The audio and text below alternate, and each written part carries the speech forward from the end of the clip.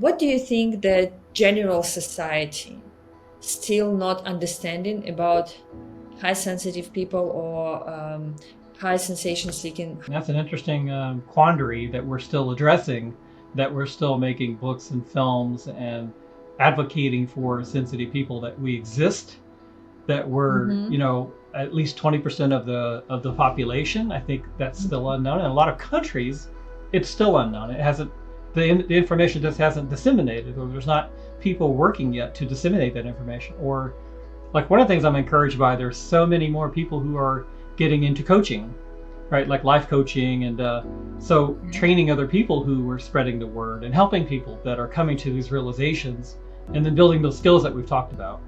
But there's so much, I think, yet to do.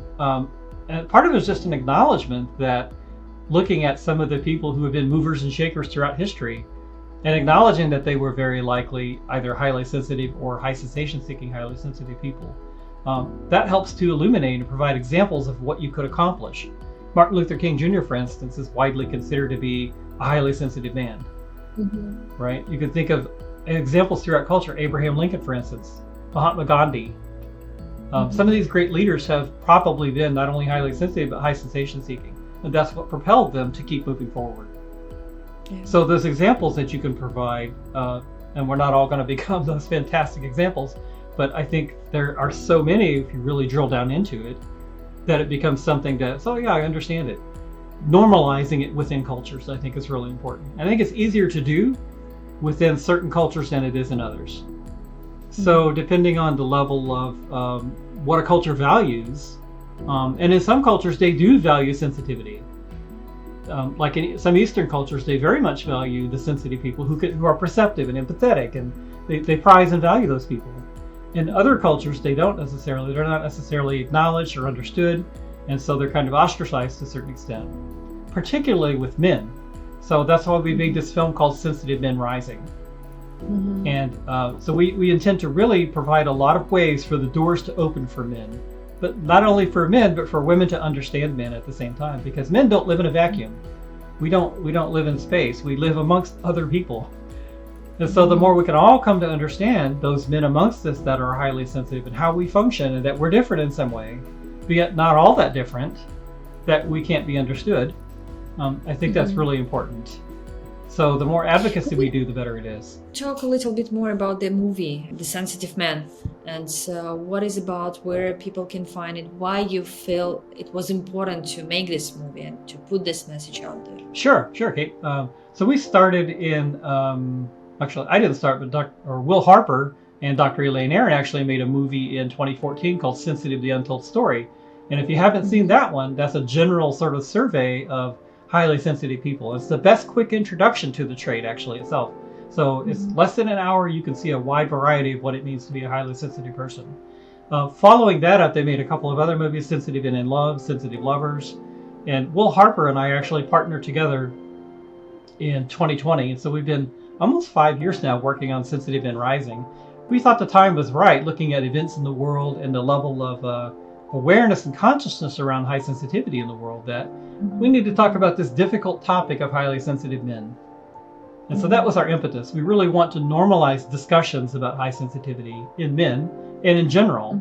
We thought if we take on this really super difficult topic, because men don't generally like to identify as sensitive. Again, if I said high sensory intelligence, it's a different paradigm, right? Men would be like, oh yeah, I like that.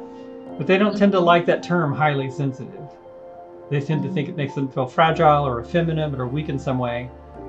But our position was, let's get beyond that. That's step one. Let's get to step two and step three and so on.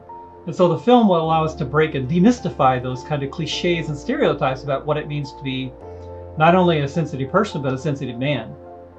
And so we have a variety of people from all around the world, some celebrities. We have, believe it or not, we have Alanis Morissette in the film because she's a highly sensitive woman who's a huge supporter of sensitive men.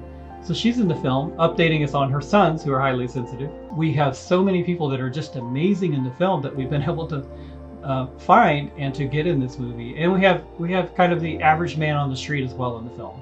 So we really wanted to seek a wide variety of experiences for sensitive men, because we know it's such a hard topic that it needed a profound addressing. And the film is coming out this year.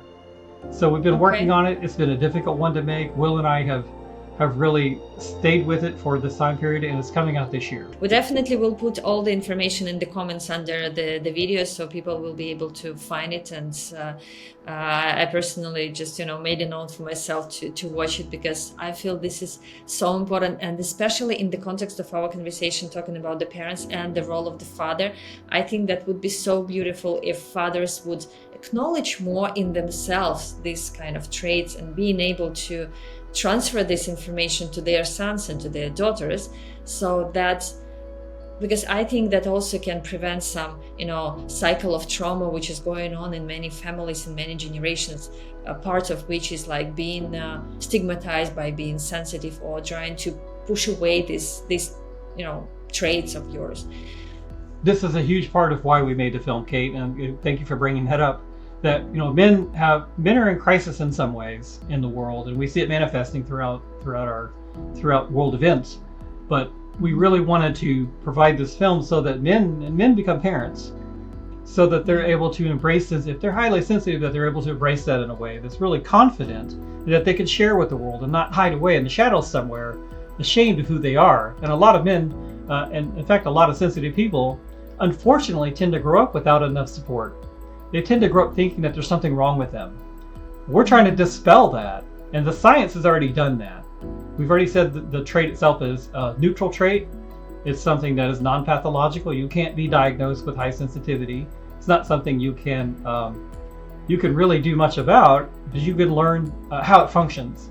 You can learn how it works. You can take advantage of its potentialities and put it to work in your life and in the lives of other people. So highly sensitive dads out there, but I think also highly sensitive moms will love Sensitive Men Rising. And you can see the website at sensitivemenrising.org to preview kind of what we've been doing. But it's really designed to break open those doors of understanding. And the more we can do that, hopefully the more we can head off traumas. So parents become better parents, and the children suffer less growing up. Particularly if they're sensitive, they encounter less trauma growing up, so that they feel supported. And we provide those opportunities and those environments for the children to grow into fully functioning adults. That's really what we want.